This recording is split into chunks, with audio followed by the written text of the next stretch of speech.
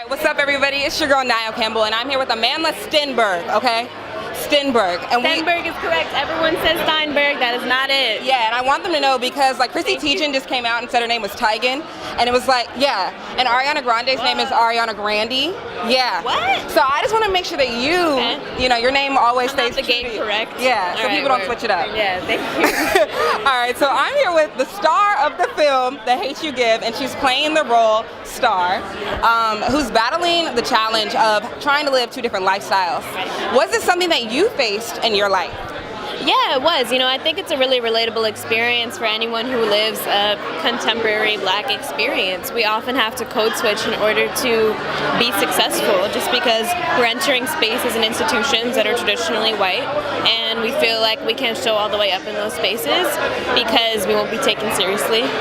So you have a character who is battling those worlds in a way that's like a really intense dichotomy. But I think that she finds near the end of the project that she doesn't have to do that. And it's something I couldn't relate to as well, but I still feel like I'm continuously learning from Star. Yeah, you're still relatively young. You're still figuring out the world. I feel like I'm learning from her, but I had a really similar educational experience. Just at the school that I attended, it was primarily white. The culture was pretty homogenous. I felt like I couldn't necessarily be fully myself in that space.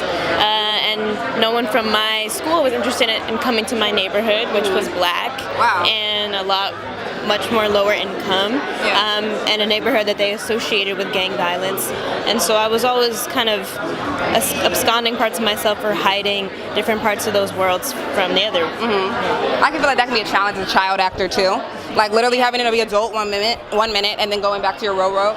Absolutely, yeah. All right, and so one thing that's in the film is that you have to literally see your friend shot and killed due to police brutality. Did this film at all have an emotional toll on you?